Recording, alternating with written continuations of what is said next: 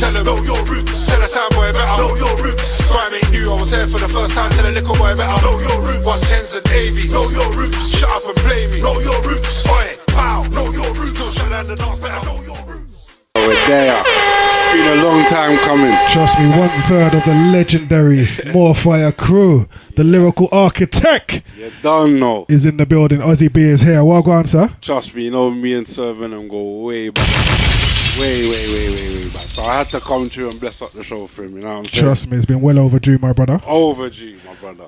So yeah, man, we're working, we're back on it again still. That's what I like to hear, bro. Because now is the time, you know. Exactly. The time is now. You know what I'm saying? It's a thing called Know Your Roots. Talk to me about that tune. Obviously, it's self-explanatory, but why now? How that tune come about was, it's just like the start of the year, like from the year started, like obviously big up Sharky, Grime Originals, you know what I mean? Because obviously for this new crowd that don't know who the Originals was, Sharky's introducing them, you know what I'm saying? And obviously off the back of that, because I've been at like 3 or 4 of them performing there, I said to myself, you know what, man, I need to school these youths because they don't really know, you know what I'm saying? They don't really know their roots. Well, I was there. Man, had to make the things, get me out to stem up the thing for them, let them know what's going out there, you know what I'm saying? Yeah, man, big up Shark every time. Grime Originals going on mad right now. Definitely, man. Trust me, and bringing back the grime. Like you said, you have to show the new school where it originated from. Yeah. Who the originators were. Exactly. You understand?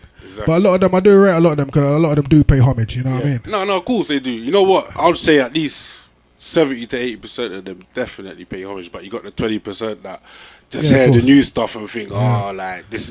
You know what I'm saying? Where like when they're hearing like the new age grime MCs, and then they're listening to us, they're probably thinking, oh, these man sound like a bit backdated. But it's not even that man sound backdated. We're the originators of the thing. You know what I'm saying? So you need to know. You need to know us, definitely. You need to know your roots. You need to know your roots. So right now, let's get to know Ozzie B's roots. All right, where did it start from? You grew up in... Well, I grew up in Walthamstow, yeah? Leighton, Walthamstow, East London, yeah? To be precise, obviously I started MCing from like the age of, say, 15. Like just before I left school. Okay, so you know what I mean? Just school. going into college, like Waltham Forest Epping days and all that, you know what I'm saying? So just that's when it all started for me. But the real way it started, how my roots come along was, even Lethal could vouch for me on this, yeah? How we started was in an RE class in Holy Family School. That's how we started doing music. Yeah, you know the RE classes were the deadest classes. Exactly. You know? The teacher didn't turn up, Vennom, you get me? So we had to utilise the time, you know what I'm saying? So that's what kind of happened. And then we just said, me and Lethal said, you know what, like, obviously when we do tapes with, you get me, with Johnny Bravo, like, we might as well just like showcase the bars in front of the class. No one's there. Why not? And then from there we just done a little talent show in the class, the RE class still. So that was the official first performance. That's the first ever performance. So this is when you were 15, yeah? This is when I was 15. Like, so you started writing last year. You started writing bars when you were 15 or before that? Well, I was writing bars before that, but obviously, because obviously my older brother as well, he used to MC as well. You know what I'm saying? So being around him and hearing what he's coming with, I was just like, yeah, I like this. You know what I mean? I can get into this. So you know what? To be honest though, he could even vouch you. Yeah, like. I remember when him and his boy Gary was at the house, yeah, and they was playing Gary. This is like garage, like old school, like early days Creed and all them man there. You know what I'm saying? Like it's playing them man there, and I had 2 little small plates. You know what I'm saying? And I was like, yeah, like I was playing around with the plates like they were decks, but they weren't even decks. They were plates that you eat food from. But from there, that's when I said to myself, yo, music. Yeah, I'm in this. That's the thing. So growing up, what music was playing in your household? Who was the inspiration? In my household, well, where I'm from Jamaica, I'm not from there, but my parents are from there. So, Beres Hammond, Sizzla Kalonji, Bob Marley. So a straight reggae thing. Reggae, you know. When we go to the christenings, when we go to the weddings, when we go to the house parties, that's what you're hearing in our era, you know what I mean? And this is before everything else, so, you know what I'm saying? That's what I literally grew up on, reggae, ragga. You know what I mean? Not even, you know what they call bashment now? No, I grew up on ragga. All them Understand? Ragga Volume 5 and you know, everything there. you know, Super Cats and Yeah. the Ninja. I used to watch Sting religiously every year. I used to make sure I got the DVD or the videotape or something somehow. So that's basically how my music journey started. Like, So when you know what I'm first saying? started writing lyrics now, Yeah. was that I take it that was like when Garage was first coming in, when Jungle was still Yeah, running the because place, you innit? know what it is, yeah? Obviously, a lot of people don't know, so let me tell them. Like, obviously, when MOREFIRE, we started just before, like, when I say just before, an inch before the grime scene proper excelled and started, you know what I mean? Like, before, like, just before Sidewinder and all of that kind of stuff, you know what I mean? So, we started, like, we was on Deja for, like, 2001, like, we was on there. And we was just doing the radio rounds. And then obviously we met Chubby, and then that's how I come about. So big up Slim Ting as well because he made the link for that. You get me? So yeah. So basically that's how that come about. We went to Elstone, linked up with Chubby. He showed man the beat. He weren't even really feeling it at first. Still, he was more like, oh, He wasn't, or you weren't. Chubby. Even me, I was a bit skeptical. You know, I was like, So before the Oya thing, so you obviously. You went to school with Lethal, innit? Yeah. We both went to Holy Family College. Yeah, still. so Yeah. after that first performance in the RE class, we did mash up the place. We Yeah, can do this then thing. from there now, what we done was that we was doing like, obviously at the time we had these little under 18 raves and stuff like that. So Last obviously man standing and me, everything. Lethal, and Shawnee B and couple man would make sure that we was at these events because we obviously was trying to get into the musical thing. So we was at all these events, even if it was mobbing, even if it was just going there to just jump on the mic. We're not even booked. We're just going there like we just, you know what I mean? We know it's gonna be, you know what I mean, productive. So we just go there. We're hungry. If there's a mic available, we're jumping on that. If the DJ is not playing, then the DJ would jump on that and we'll just do a set. So it was just like we was doing the rounds of just going to clubs and mobbing clubs just before everything, really. You know what I mean? Just after school, from like say college times. That's when we got into like the whole mobbing clubs, going Harley Quinns in Ilford and places like that, mobbing, you know what I'm saying? Venue, all of that. Have to big up Harlequins. That was my first ever DJ booking, in There you go. So you know. I have to big up Harlequins. Sir Vennom, we go way back, so he knows the thing. Trust me. So when you're there, doing the round, so you're officially MOREFIRE now. You got your name. Well, what it is, obviously, the thing stemmed off. Obviously, it was MOREFIRE. That's the umbrella. You know what I mean? Anything that comes out underneath that is going to be under that. But MOREFIRE is the umbrella. But there's a new movement that me, Knowledge, and my older brother started called Straight GM. So that's what we're pushing. And that means straight great minds, straight good music. So that's what we're pushing. But obviously, the link up's still there. You know what I mean? I'm still doing stuff with the Fire Camp members, the former Fire Camp members. I'm still doing stuff with the former MOREFIRE members. So, like I said, MOREFIRE is the umbrella. Fire Camp comes underneath it. Straight GM comes underneath it. It's all umbrella. Okay. The parent company. The parent company. Okay, You know what I'm saying? So obviously, when you're mashing up Harlequin, you're doing all these under 18s right now. So obviously, Nico's linked up with you. And where did you meet Nico? Big up Killer. Me and Nico, you know how me and Nico met? Obviously, I knew Nico because Nico was on the ends, like Wolfenstone Central and that. I used to see him, you know what I'm saying? But I didn't really know him. Obviously, he was a year older than me in school. But I used to always see him about. And then, obviously, it came to a time after me and Bizzle were doing the tapes. Like, we're just doing tapes literally at our brethren's house, basically. Just brushing up on our lyrics and stuff like that. After that, we heard about a place in Chingford called Sound Training.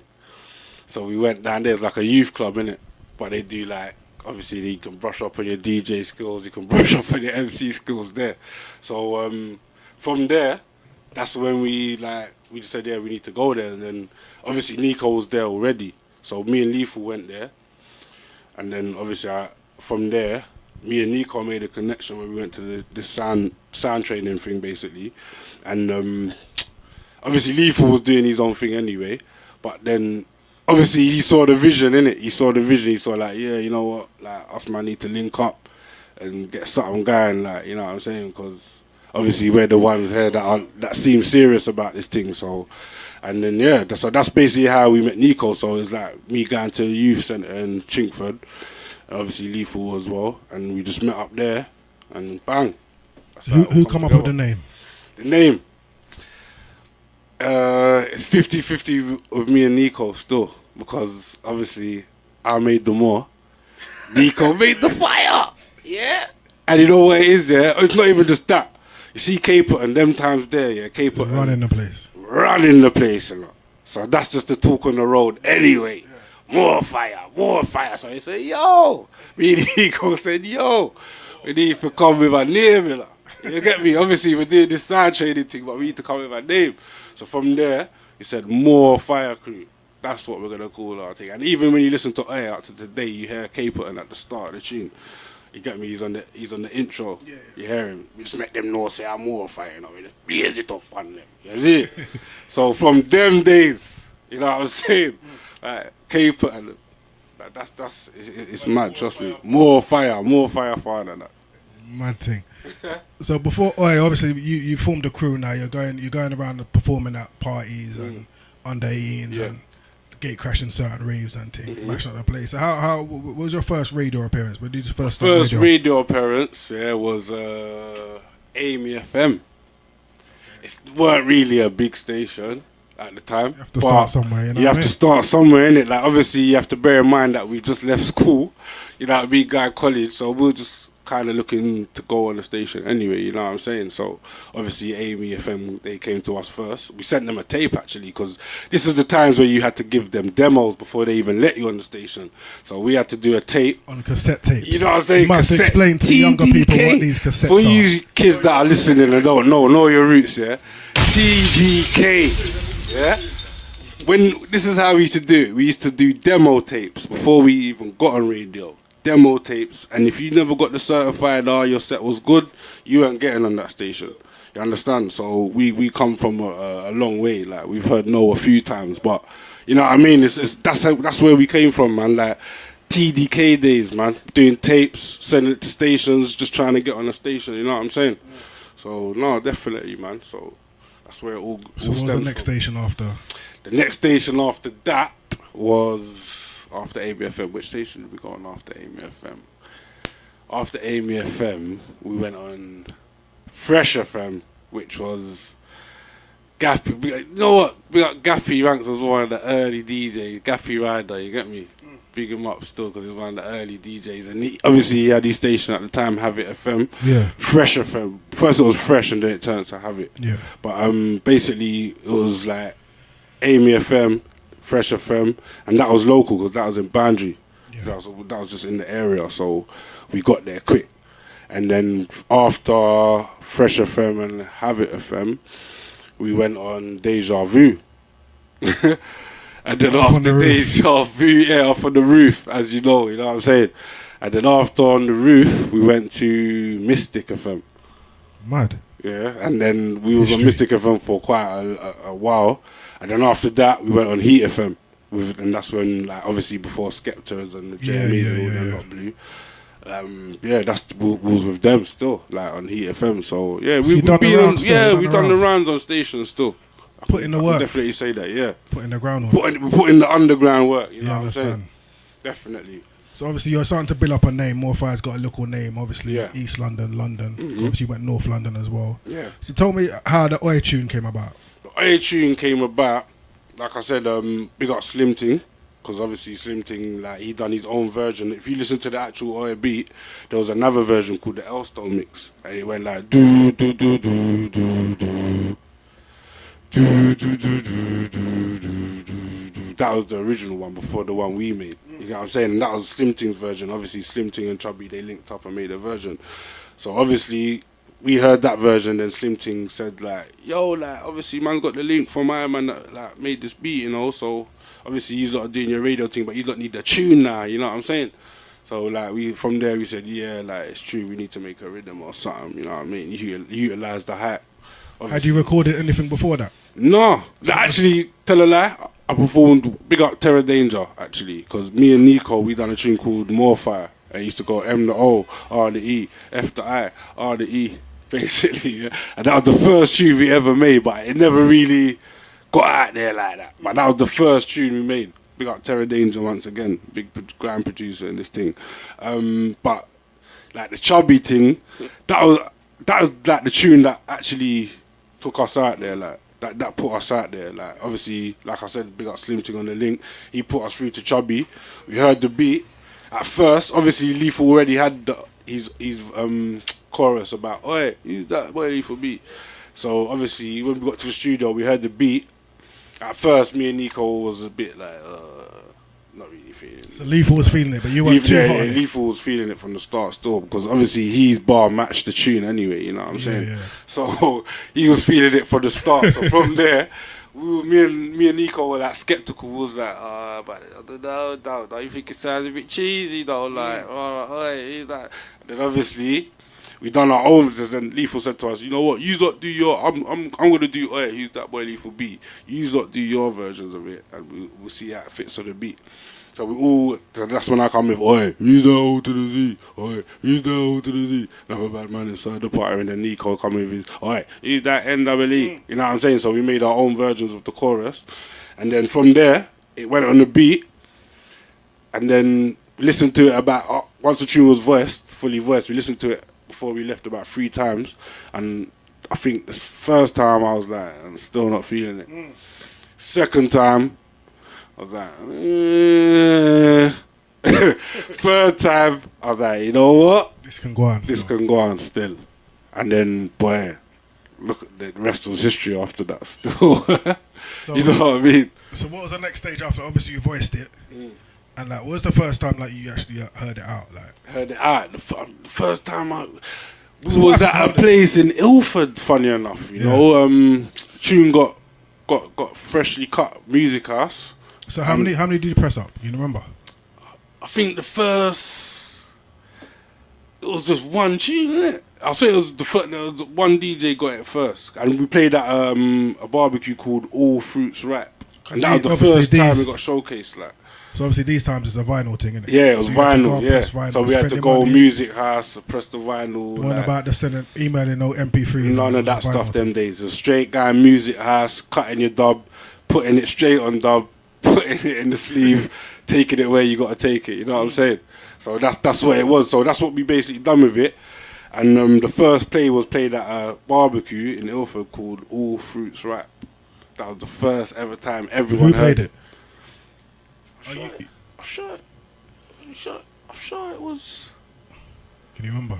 I'm trying to remember. Who did you give it to? Do you remember who you gave it to? Did I give it to you? I'm sure I gave it No, to you. it wasn't me. It wasn't me. I would love that to be the story, innit? I could have lied and said, yeah, it was me. Our boss. The first our boss. DJ, but it weren't me. first DJ that we gave to you. Actually, Commander B on the Choice FM. Okay. Yeah. Commander B and CK Flash, big up them man there on Choice FM. Obviously Originals. now, it's not called that, but before it was called Choice FM. Yeah. And they were the first to play it, but what I mean is on a scale where everyone heard it, like this, when we played at this barbecue, literally, obviously it got heard and it built a hype. But when everyone heard it, literally, like at a venue, it was like that's when we knew that this tune was gonna erupt because we saw it. Like it's the first time we got played Vennom, and we saw the eruption from the crowd from the first time it being played. They never heard it, or they might have heard it, but not everyone would have heard it. You know what I'm saying? And then it just went mad. Like everyone was like, the tune got about 5 wheel-ups. That must have been mad. Yeah, it was like, experience. This is gone. This is from that. It was like, this is gone, and the barbecue was packed. Like there was people from everywhere, like there. So you know what I'm saying, and it was ram from the front to the back, and every single person in that crowd got on it. As soon as that tune dropped, as soon as they heard the hey, hey, hey, that was it from there. That was it, eruption from there, and that was the first time it got played in a dance. So where was the first time you actually performed it? First time we performed it, boy. You see where that tune, I've performed that tune, Vennom, about maybe about, it must be in the thousands. Yeah, of course. Must be in the thousands because we actually done a tour of that one tune. Yeah, of course, man. Around the country, around Europe, Yeah. around everywhere of that one tune. But I say the first where I can really remember performing it would be like it must have been like somewhere in the it's like Palace P or somewhere in Must the be one hood, of them Stratford venues. Rex, one of them Yeah. venues there. Yeah. Because remember, them times there we was local, like we was totally local. So, you know what I mean? It was one of them ones. It had to be either, I'll say it was either at Palace P where it got first performed, or it could have been a Young Man Standing event, or it could have been at Stratford Rex. Because at the time, obviously, Stratford Rex was the popping. super club and it was popping, you know what I'm saying? But yeah, no, definitely, man. But wherever we perform that tune, it's like the first reaction's always been amazing. Like, it's like, wow, like, this should tell you that this is a banger, because the reaction you're getting from people that ain't heard it is just crazy. Like, you know what I'm saying? That's when you know you got a hit on the hand. Exactly. The first time you hear it. First time It's you very hear rare, it. even as a DJ, like it's very rare you hear a tune straight away and you're like, raw. Raw, like this is a understand? straight banger. You know what I'm saying? It's even harder now. Yeah, of because the amount of tunes there's a that lot come of out music now, out it there, must be even harder for you as a DJ to Yeah, of say, course. you know what, is this one gonna go, or is it not? You know what I'm saying? So, yeah, but trust me, man. And bear in mind, we was in times when they were kind of fighting the scene, like, you know what I'm saying?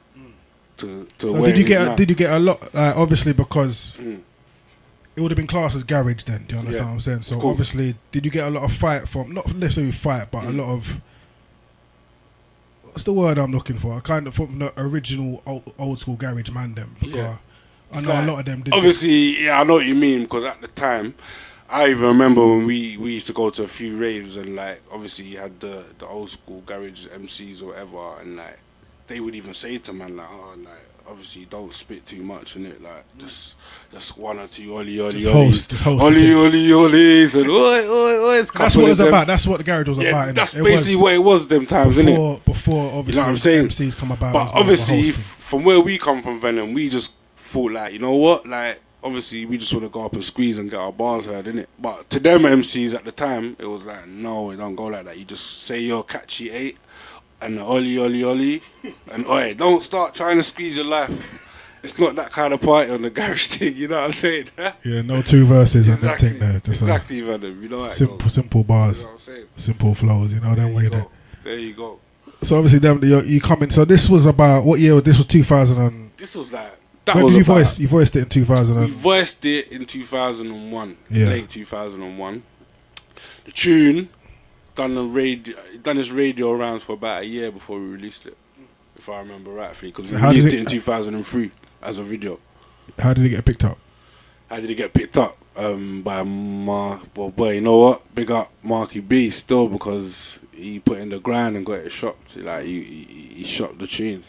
Like he shopped it to the labels, and the labels were interested at the time, because obviously the hype off the back of Pay As You Go, Heartless and Soul Solid. Yeah, They was looking for they were at the time, even though it was a hard fight, they were still looking for the next like Heartless crew or the next Soul Solid. And obviously at the time our name was ringing, innit? So Yeah, they of thought, course. we need to sign these guys quick. Like, you know what I mean? It's one of them ones. so you got signed up. What deal was it? A single deal, album deal? It was an album deal.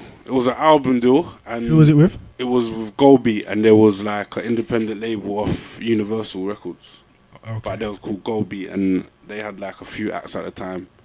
But to be honest, they had too much acts at the time, because Who else was on the label at the time? they had Dido, that female singer that made that tune with Eminem. Oh, Dido. Yeah, sorry, yeah. my bad on the pronunciation. Yeah, Dido. They had a few like obviously indie acts at the time, because indie was proper in them times. You know what I'm saying? The rock indie thing. They had like loads of them on the label, so they were kind of like, when they signed us, it was like they were just like kind of trying their luck kind of thing, because obviously what they're used to is like indie bands and rah, you know what I mean?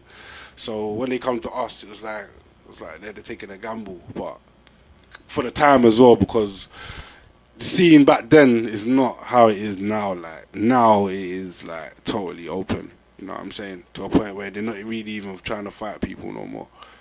You know what I'm saying? But at the time we was coming through, it was like, oh, these lot gonna come to the rave and mash it up. That was the thought in their head, you know what I'm saying?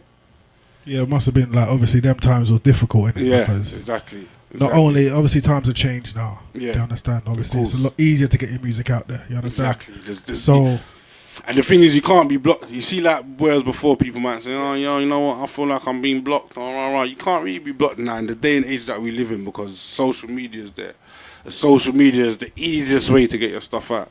So even if a DJ is not going to play your tune, or you just put your tune up on YouTube or SoundCloud or Spotify, whatever, your tune's going to get heard regardless. Yeah, because back in the day now, yeah, like, as an artist, as a group, to get your music out there, you had to go and find a DJ. Yeah, you had to.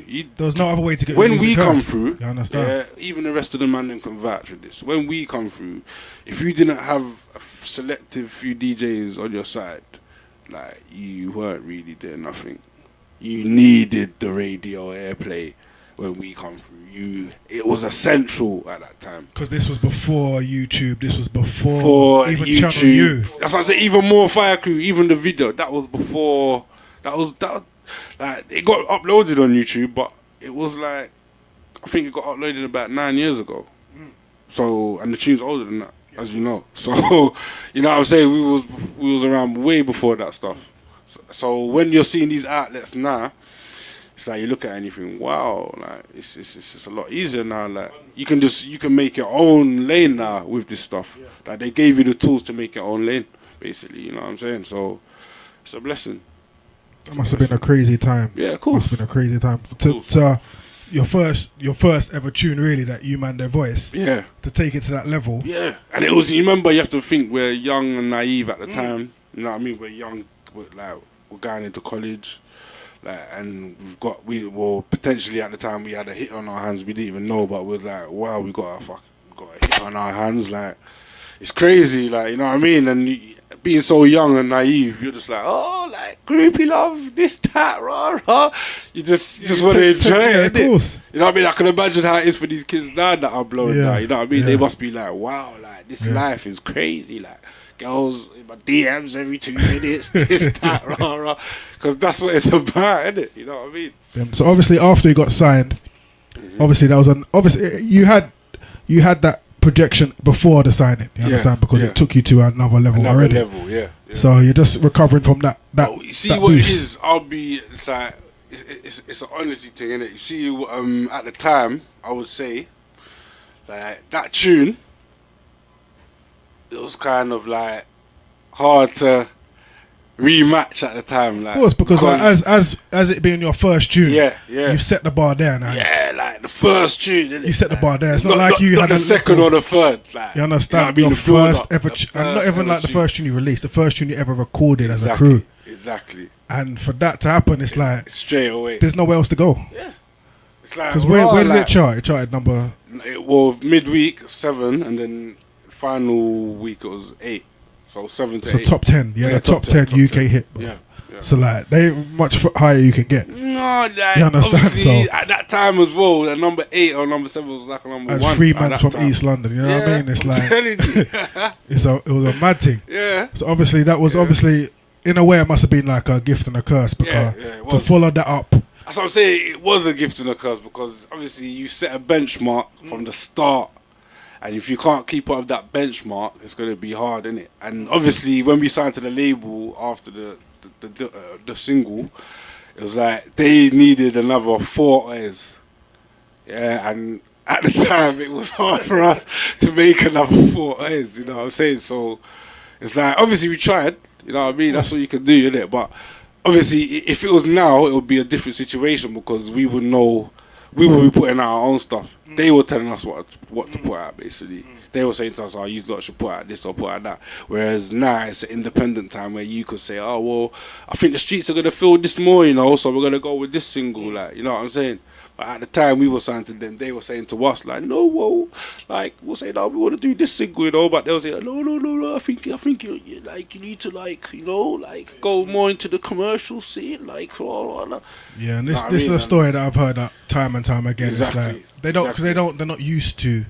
They're not used to the rule. You understand? They're not used to the rules, so and they don't know how like to. Like you said, like, to get signed now, you're on a different level, but at the same time, they have to realise what made Oi what it was. Exactly. It was the groundwork. The rawness. And the groundwork that you put in. The groundwork and the rawness of the track. You understand? That's what made it what it was. You understand? And it's not like you can just put out a tune out there and it's going to you have to put in the groundwork. The pirate radio stations. Pirate radio stations. Every station that we played that tune on, it was more listeners hearing it. Raves. You know what I'm saying? The raves, the young man standings, the rumbles, the stampedes, you know what I mean? We can go on.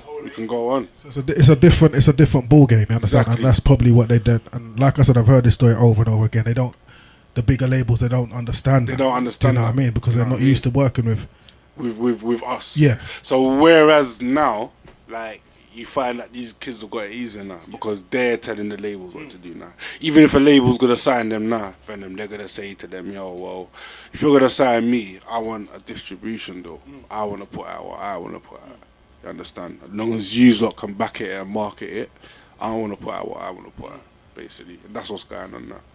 And obviously, You know what I'm saying? now it's a stage that a label ain't going to come and look at you unless you got certain numbers on YouTube, and so you've already got your thing set. Exactly. Understand? So they're just trying to. And another thing is, people are not really signed to labels no more anyway. Yeah, exactly. They're just thinking, you know what, get an investor, you're good. Someone that will invest in your thing and see your vision, you're good. You know what I'm saying? So it's come a long way for sure. Yeah. So as the like having that label thing now, yeah. Yeah. Obviously, you got signed now. So it's an album. You done the album. Yeah. And how did that do? It done like, obviously for the time it done okay. Like, it wasn't the greatest because obviously we had to pay for our own distribution. Like, really, they should have been paying for that, but we had to pay for our own distribution. We had to pay for everything, so we had to do everything. Like, at the time, 17, like 18-year-olds having to do all of that. Like, you know what I mean? But basically, what it was is like, how I see it is like they just signed us because they liked the tune, and then they thought, right, they'll sign us, and then we're just gonna end up paying for everything. They're gonna give us the label money till, and we're gonna pay for the distribution. We're gonna pay to get the stuff. We basically, me, Leaf, or Nico had to put our own money, basically, to go and get stuff distributed all around London, basically, when labels should have been doing that at the time. But now labels are doing that. Because I'm seeing people on billboards, Spotify, and all of that, you know what I'm saying? So they're doing that now. But back then, like, they weren't really doing that. So, you know what I mean? It was just a timing thing, really. Yeah. You know what I'm saying?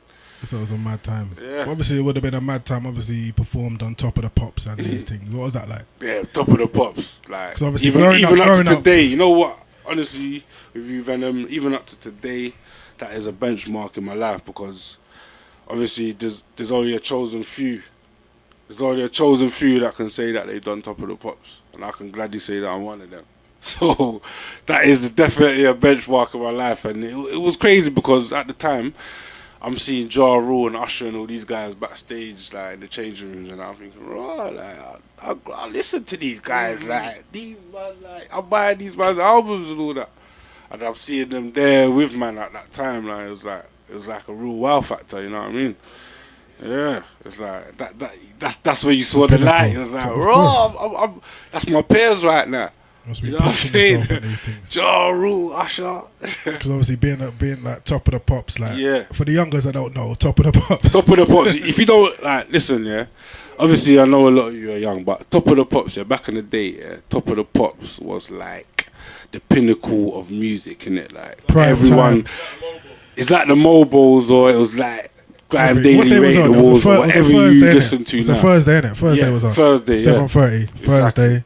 Exactly. Prime time. And them time there weren't one bag of channels, you know. No, it was straight Top of the Pops. If your stuff got on there, then you're in. The box, actually, because cable them times, when remember? Yeah, the box is popping. So the box, MTV, yeah, and Top of the Pops. That was the only outlets at them times. AKA weren't even around before them times. AK, yeah. That was before AK. You know what I'm saying? Yeah. Before Channel U. Yeah. Exactly. Channel U before AK. You know what I'm saying? There you go. So you obviously, tell me about. I want to talk about the video, you know, because the video is legendary, you know. Yeah. Because who shot the video? The video was shot by a label recommendation. Basically, I can't really remember his name, but it was like an Asian kind of guy, and he was good at his job, man. He was really good at his job, but it's basically the label paid for the cameraman, innit? So I couldn't even tell you what the budget was or what. You know what I mean? Whereas if it was now, I could say, yo, like, man paid, blah, blah, you know what I'm saying? But no, at the time it worked, innit? Because it was raw. Like most of the videos you're seeing at that time, it was like glossy or bare champagne and all of that. This was just you know what raw. I'm saying? So we just come with this raw, like basically hood video. Yeah, definitely. Hood video, basically like what's going on now. Yeah.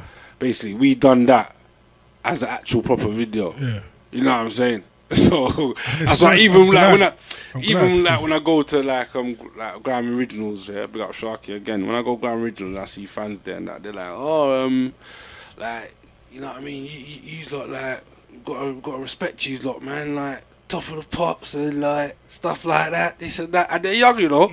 But they know the history. So there is a few people, like I said, there's at least 80% of them that do know, but then you got the odd 20 that need to learn their roots and know where this thing stems from.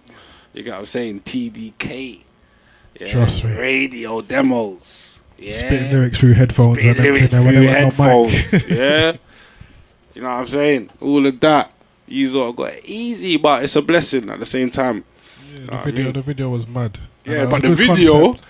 it's like the video was just we done it in Greenwich, a broken down hospital in Greenwich, basically. So we just, I don't know, the cameraman found the location, and we was there practically all day. That was my first ever video, so it was, you can imagine how tiring it was, and you know what I mean. And it was literally all day because we got there about 7 in the morning. When we got there was even like a little, like a calf there, like a little mobile calf there. Well, you had a budget, bro. Yeah, like, the label was going in. You get me? They were going in. We had everything there. We had a calf there. All the Everything extras was there crazy. lined up. Extras were all paid for and all that. Yeah. Not coming out of my pocket. You know what I'm We've saying? got Ozzie there on the sofa with the galley each You know what side I'm of these saying? things. Yeah. Yeah. I got a lot of stick for that as well, though. Why? Because it was like, oh, why is there only one black girl in the video? Oh, see, I didn't even clock that. I didn't even clock that. Yeah, but you know, at the time, innit, It's done its job. You know what I mean? Yeah. Label record. Yeah, of course. So, I understand. can't really go against the label them Yeah. times there. Trust me. Whereas now I'll be like, no, blood, I don't want rah. Yeah, trust me. Yeah. And Nico there playing dominoes and Exactly, thing. Yeah. Nico, the Donnies from the ends, you know what I'm Yeah. saying? Yeah, it was authentic, man. That's what they needed. Yeah. I think that kind of opened it up for people to like see a bag of man in a video and Yeah. think, it's cool, like, you know what I'm saying? Because And before, it wasn't even that vibe, like a bag of man vibe, because Yeah, obviously yeah, you but- had your scene with the Yeah. girls. Yeah. Nico had his scene with the dominoes and thing. Lethal had his own scene. had the little storyline thing where he's coming in, and you understand. Exactly. So it was like Yeah. it was just set nicely, and obviously it was like a hood video, but it went with a tune. It don't Went with make the tune, sense. Yeah, basically. You doing some glossy, shiny suit No, video? I don't, it's because that's not that- where we came from. We and that's came not from. what you're chatting about in the song either. You know what I mean? For me, the video at the time matched what we was on, basically. Yeah. That's It's real. what we were doing, innit? We was on the roadside wearing Avrexes, going clubs, doing the radio sets in our Avrex jackets and academic suits and all of that. You know what I'm saying? So that's what it was. That's what I was saying, man. Look out for the project as well, because I got a new project coming soon since Avrex and Face Offs. Look out for that. See no more. We're gonna get to that. Don't worry, Ozzie, man. We're getting there slowly. We're getting there slowly. So obviously you had the album deal now, and then so obviously the next stage, Yeah. like the crew kind of disbanded. Yeah, A little piece. Yeah, because obviously, you know how it goes with groups, you know what I mean? After a while, egos clash and, you know what I mean, people start going on their own journeys and stuff like that. So, yeah, after that, it went to, because obviously Nico went off and done his own thing after the MOREFIRE thing. So, it stemmed from me and Lethal. Obviously, Lethal found Fuming. He got recommended by one of the guys in where he lived, basically, to Fuming, and then we was doing our rounds as Fire Camp, basically, Fire Camp Boundary at the time. So we done the Fire Camp Boundary thing as well. So whose decision was it to start Fire Camp? That was me. It was a neutral decision with me and Lethal still, because obviously we knew that the MOREFIRE thing, if Nico's not involved, we can't really call it MOREFIRE, because obviously he was the main player in it, so we can't really call it MOREFIRE. So we kind of just took the more off and just left the fire and just added the camp basically, and then we went with that. It was just me, Knowledge, Fuming, and Bizzle, Twister, Shawnee B at the time. That was the crew there, and then obviously we was doing our radio rounds again. Obviously, you know what I mean, we got dropped from the label and all that, so we was back to square one again. You know what I'm saying? Back to the roots. Yeah, going doing the radio thing and all of that. So after that, I met a bunch of young kids, because there was a time when most of the crews had their younger lot. Basically, every crew, you had boys in the hood, you had kids in the hood, you had Little Nasty, you had, you know what I'm saying? So obviously, where I live, I'm around bare youths anyway. So I'm seeing them and I'm saying to them, you just start spitting, you know, like obviously man can help you. So alright, innit, get your thing going, kind of thing. So obviously the youths ran away, they all connected up. And they said, yeah, like, we want to be fire youngers, like, we want to do this thing, we want to be these lots youngers, you get me? So obviously, you lot can put us on. So that's when I gathered up all this, because obviously I'm like a talent scout, innit? So even Lethal will tell you that, because I think one interview that is like, yeah, Ozzie B he was my Arsenal Wenger still, like, you get me? He scouted them, so obviously... You're out there finding the talent. Exactly, I'm out there fighting like the likes of Two-Face, Glocker, Wiz, Double M, and obviously we done that new era tune. Who's that nigga? You know what I mean? That mash up Channel U, and you know what I'm saying. So basically, that was because of me, basically, because at the time, obviously, Lethal weren't really thinking about like no younger lot. He was just thinking about keeping us out there, innit? But I saw the bigger picture, and I thought, like, you know what, we might need these younger lot, because it's next gen, innit? Like the younger kids are gonna go harder for the younger kids that are similar to their age or whatever, you know what I'm saying? So what year are you in now? We're in 2004, 2005 we're in. Okay. Yeah. So from there, it's like, obviously this is when this era started. Obviously, like Pow, obviously the Pow era. This is when the Pow era started, when Lethal got a bag of man on the tune, and you know what I'm saying? This is after that. So this is when the whole fire camp thing stemmed off at Fire Youngers.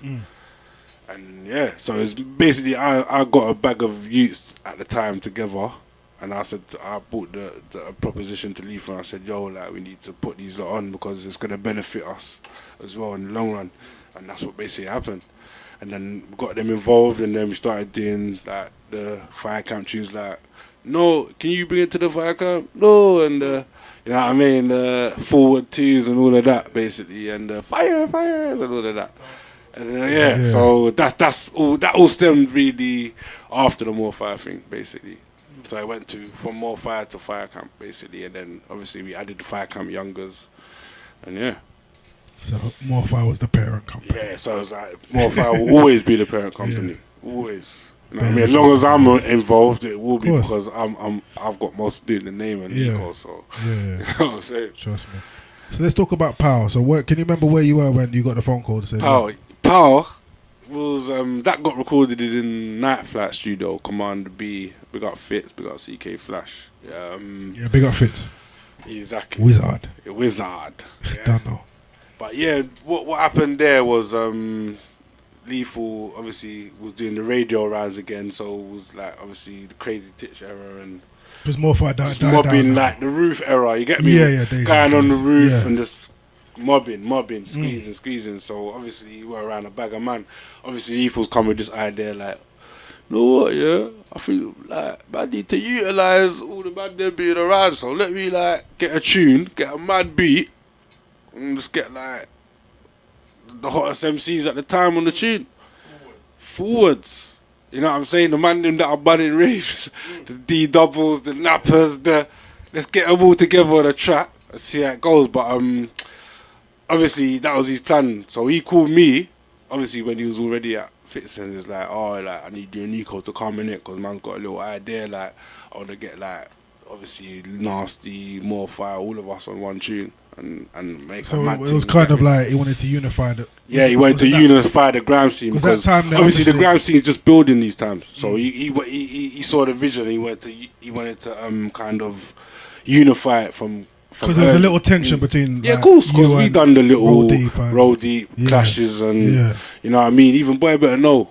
Yeah. Like Boy Better Know, Roll Deep, we had our little lyrical warfare or whatever you call it. You know what I'm saying? So, but obviously Lethal saw past that and he was like, yo, we need to hook this thing up because you got Flow Down and you got Jamaica who were Roll Deep at the time on the tune. Obviously D Double. You get me? Like, you get me? Like, so at that time we just said, like, I want to get like at least 8 to 10 man on the tune and just see how hard it goes. You know what I'm saying? Did you think it would work? To be honest with you, I was like 50-50 because obviously I knew at the time that it would create hype because I know that the people that were on it have got hype, like D Doubles and you know what I'm saying. So I knew it was going to do something, but I didn't think it would chart, to be honest, because it got number 11 national charts. So I didn't think it would do that, to be honest, because it was that grime at its rawest element. That's basically what it was. Grime at its rawest element. What did you think when you first heard the beat? Did you like it? The beat was always mad. When I heard the beat, I was like, this beat's sick. Like, big up Dex Blizzard as well, yeah? Big producer, yeah. Like, when I heard the beat, it was sick, but it's just like, at first I didn't really, it was a similar thing with, I didn't really see the visual straight away. You know what I mean? Because at this time, obviously, the lyrical warfare as well. You see Jamaica being Flow Down, I'm thinking, oh, we had war with these, man, and now man are on the same tune with these, man, like. So man has to come so obviously, man was like a bit, but then I see that it would do something because grime was fresh, you know what I mean? Grime, we got Wiley as well, the Esky sound, and you know what I mean, bringing Eskimo, and you know what I'm saying? So it was fresh at the time, so if Lethal could pull that off, I did have in the back of my mind that it could work, but I didn't think it would chart though. I just thought it would just be just better hype, raves, that's it. Couple PAs and PAs here and there, raves, that's it. Not national charts. So we spoke earlier about obviously the first time you went in a club and you heard Oi like played. Yeah. So where were you when you first heard Power and what like? Power. Funny enough, when we first played Power in a club, it was when we shot the video because it was in Paris. Yeah, of course. And we shot the video, and it was bad because when we shot the video, we had to like control. So that was a dance I was going. That was a rave. Basically. What rave? Can you remember the rave? The rave. It was our rave. More Fire. More Fire party. More Fire party still. Yeah. So it was like obviously we kind of killed 2 birds with 1 stone that day because we done a performance and we shot a video at the same time, and we had to do the crowd control thing and don't act dead, man. Like just have energy in it. Like it's a video. Like you know what I mean. To them at that time, they was like, like obviously that's new to them, innit? Like you know what I mean. But it worked, and obviously remember we done Power twice. We done 2 videos. We done the original video, which we shot at Paris Pavilion. The club thing. And the club thing, you know what I'm saying? Started off when in the office thing, right? Yeah, exactly. And then at Fitz's, and then it got signed, and then that's when Relentless said that, we had to reshoot the videos, get a bit more up to the commercial level. Yeah, glossy, yeah. You know what I'm saying? So that's basic, but for me, I always prefer the original because that was the raw element. That's how you want it. Like, you know what I'm saying? And even when it got played the first time, I always knew that it was going to be big because when we played it at the More Fire party, I was like the reaction this tune's getting already, like, it's just going to do a thing again, like, it seems like, because this is the first time they're hearing it in a rave, and everyone's like getting involved already. Like, it's just mad. You know what I'm saying? So, you have to big up the explicit. Yeah, big up Dex, man. Big that tune is like, to be honest, there ain't really been nothing like it since really. Nah, that's what I'm saying. But big up Fume because Fume's got something new out at the moment called Quiet on Set, and he's using the beat Dex Blizzard. Okay. Yeah, Dex has got a few for me as well. So big up Dex. Yeah. Say no more. Trust me, man. What was that like? Obviously, man toured up another country with like 10 man. You know what? That was a madness. Still, like, I big up Bizzle for that as well because it was a lot of headache for him. Can you imagine? Because prima donnas and that. Obviously, you had the few that were always there, like me, the Flow, Dan, the odd 6 or 5 that will always turn up. And then you had the other prima donnas that were like, I got my own booking, or you know what I'm saying? So it weren't easy. It weren't easy, but when we did all come together as a unit, I can't even tell you. any other performance, UK or America, that I've seen that has got that energy. Of course, it can't be. You know what I'm No saying? way. I can't tell you that. All of, even if you've only got like 7 of them at them. Yeah. You know what I mean? It's still gonna be a mad thing. It's still gonna be a mad thing. Do you understand? You know what I mean? And if you're gonna ask me which one went off the most, you ask yourself the question, aren't you? You know what I mean? I would say obviously Power, because Power is the chorus. Yeah. But it wasn't. When the tune first got made, it was a bar. It wasn't even a chorus. It was just a bar. But then, obviously, the label said, yeah, just make Power the chorus. You know what I'm saying? But, other than Power, I would say, for me, I'm not really, you know what I'm saying? I'm big-headed, but I'm not really going to say mine. Yeah. But, obviously, if you're into the yard, man, I'll say, yeah, there's a people. You know what I'm saying? But, if you're not on that wave, I would say, Fuming, D-Double, obviously. And he didn't become, Demon. Cool, standard. Bring arms out to your mom's house. And I heard he didn't want to chat that lyric on the rhythm. He didn't, but, boy, Bizzle just penetrated it into his head that he had to. So Bizzle saw the vision. Yeah, he saw the vision, you know what I'm saying? Big up Bizzle because he's a business guy still. Yeah. You know what I'm saying? But, yeah, it's like, But it's like he saw the vision. Like, He saw the vision of that one, and there was a verse on that tune that didn't make the final grade. Shoot it, but then shoot it. 4 or 5, shoot it. Big up Hot Shot. Yeah. For me, that was the biggest bar on the tune. Yeah, of course. But they didn't make it because he didn't really want to do it at the time. He was like uni, and you know, I say he wasn't really fully hearted on music. But I believe if he was, that would have been the biggest verse on the tune. That and Arms House. D-Double's verse and Fuming. For me. And Napa as well.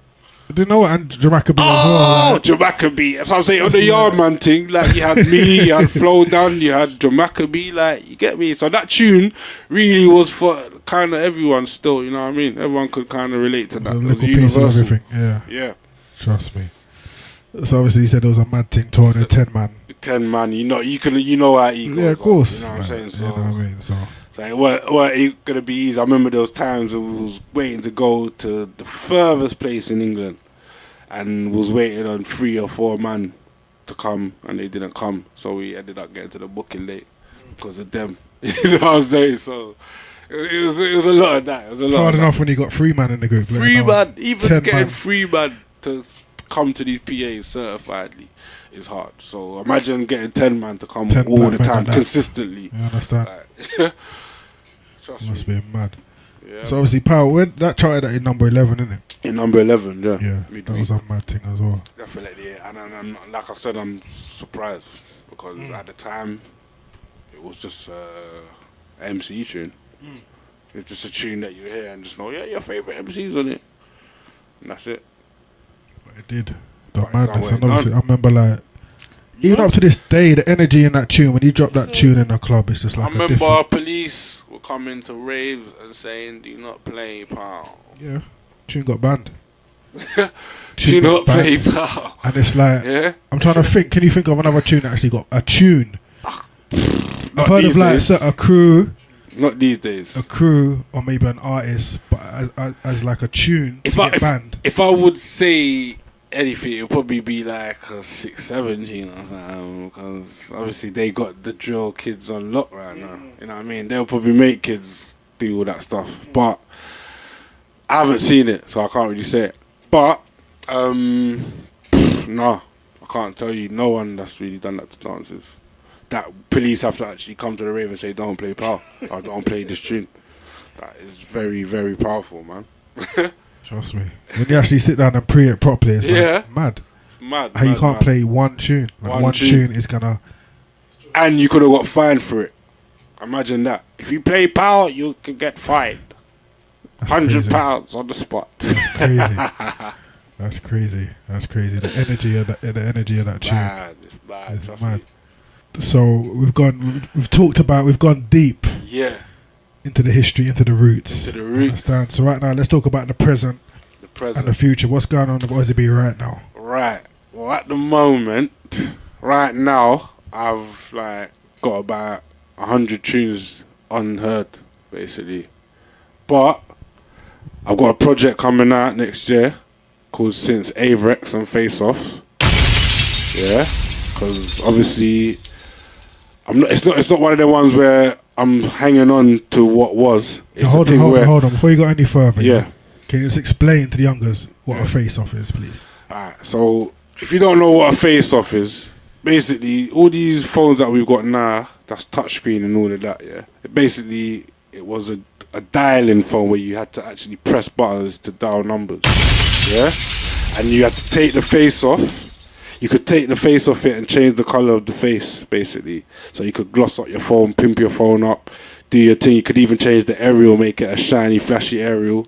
Like, you know what I mean? That's what Nokia would, like, for me, was like the first mobiles, like, where everyone knows about. Standard. You know what I'm saying? So face-offs, you had the 3210, obviously, and you had the 8210. Yep. You know what I mean? That's the 8210's the one that I'm chatting about. I never had none of them still. Yeah. But see, I never had none of them phones, yeah? But I was still the Snake King. Yeah. No one could touch me at Snake, you know? Snake, exactly. Snake. No one could touch me at Snake, bro. And they're even making, I swear I think it was a year ago. They re-released it, innit? Yeah, but I think that's just to catch people out, I think. That one, but we ain't going to go too much into that one. Trust me, because they're not the old school version. Them. Exactly. Them have some different technology. Exactly. But like I said, we won't go into that. We won't go into that. So Averex and Face Off, yeah? Yeah. But it's a project. It's been put together from say like about 3-4 months ago, basically. Got a few features on there. Big up Footsie, Newham Generals, Manga from Roll Deep, Fumans on there, obviously, Nico as well. There's a few other surprises on there, that ain't confirmed yet, but it's gonna be like a 13 track. It's not gonna be an EP because EP is like 6 to 8 tracks, and I'm giving them 13 tracks. But I don't want to call it an album because it's not an album. I'll say it's a project. There you go. A project. That's what I call it. More. Yeah. So it's a 13-track project called Since Averex and Face Offs with some nice features on there. It's gonna be out early next year. So definitely look out for that, man. Yeah, look forward to that.